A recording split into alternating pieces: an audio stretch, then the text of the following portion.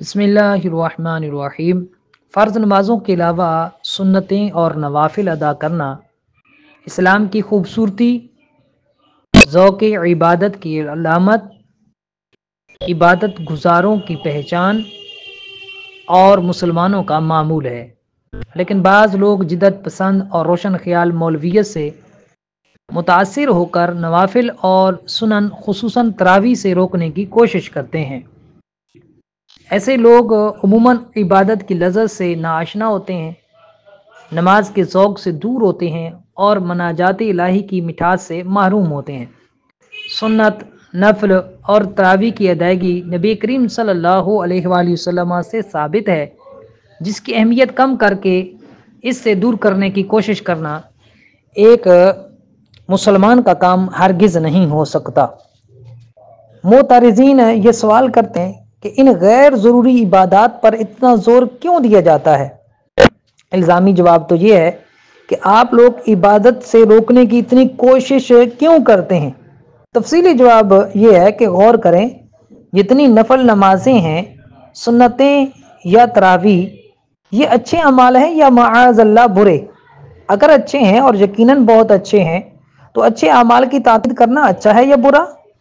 تو یقیناً آپ یہ جواب دیں گے کہ ضرور اچھا ہے، اور اس کے مقابل جو اس سے روکے وہ برا ہے، کیونکہ وہ خدا کی عبادت سے روک رہا ہے۔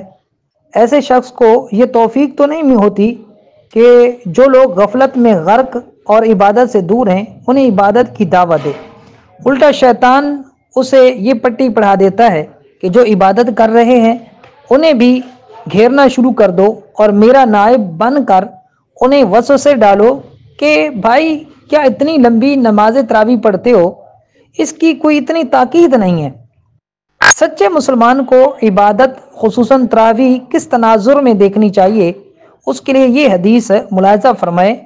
کہ رمضان مبارک کا مہینہ شروع ہونے سے پہلے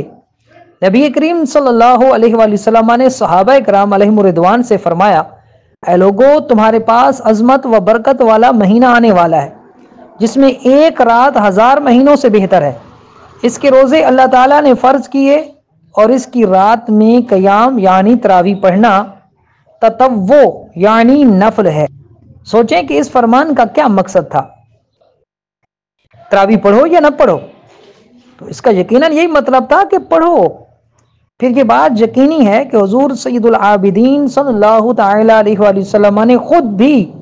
اپنے فرمان کے مطابق تراویح ادا فرمائی، جیسا کہ حدیث مبارکہ میں ہے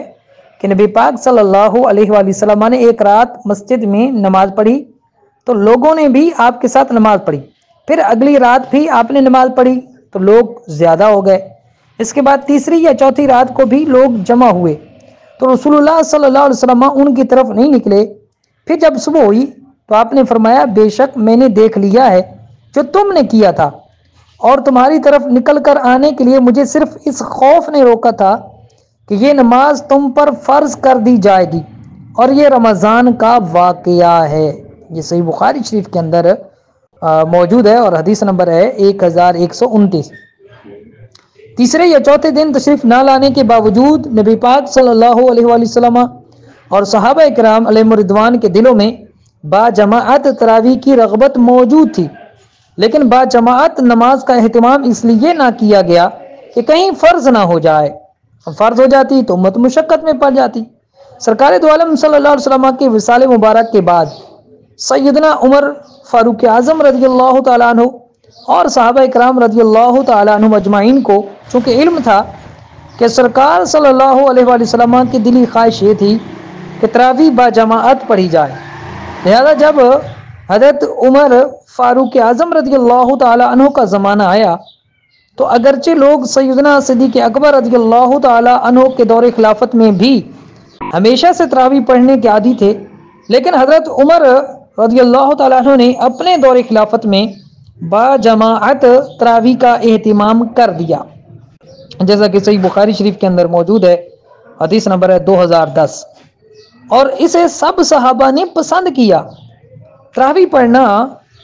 ہمیشہ سے مسلمانوں کا معمول ہے، چنانچہ خلفائے راشدین، تابعین، تبع تابعین، ائمہ مجتہدین اور محدثین رضوان اللہ تعالی علیہم اجمعین سب نے تراویح پڑھی۔ بلکہ خود ائمہ دین کا عمل یہ تھا کہ اپنے مقلدین کو تو روزانہ 20 تراویح پڑھ کر 30 دن میں ایک قرآن مجید ختم کرنے کا فرماتے تھے، لیکن ان میں سے بعض خود روزانہ کی 20 تراویح میں پورا قرآن ختم کیا کرتے تھے۔ یاد رکھیں کہ اسلام کا مزاج اور ذوق وہی ہے جو نبی پاک صلی اللہ علیہ وآلہ وسلم، خلفائے راشدین، صحابہ کرام، ائمہ دین، ائمہ اربعہ، امت کے صلحاء، صوفیاء، علماء، فقہاء اور محدثین کا ذوق تھا۔ اب اس سوال کا جواب خود تلاش کر لیں کہ دین کا اصل ذوق، دین کی اصل تصویر اور دین کی صحیح تعبیر وہ ہے جو اوپر بیان ہوئی، یا ان لوگوں کی تشریح درست ہے جو یہ کہتے پھریں کہ بھائی مجھے احادیث میں تراویح کا لفظ دکھاؤ؟ جو بندہ یہ کہتا ہے کہ مجھے تراویح کا لفظ دکھاؤ، وہ کیا کہہ رہا ہے؟ تراویح پڑھو یا یہ کہ نہ پڑھو؟ الفاظ کے ہیر پھیر کے ذریعے حقیقت میں وہ نہ پڑھنے پر ہی اکسا رہا ہے۔ اللہ تعالیٰ کا مسلمانوں پر کرم ہے کہ مسجدوں میں دیکھیں تو بچے تک ماشاءاللہ بڑے ذوق و شوق سے تراویح میں کھڑے ہوتے ہیں۔ دوسری طرف عورتیں گھریلو کام کاج اور سحری و طعام کے اہتمام کے باوجود جیسے بن پڑے خداوند قدوس کی محبت اور رسول اللہ صلی اللہ علیہ وسلم کی اتباع میں تراویح پڑھتی ہیں، لیکن افسوس کہ تراویح کے منکرین یعنی تراویح کا انکار کرنے والوں میں سے کوئی کہہ رہا ہے کہ تراویح کہاں سے ثابت ہے،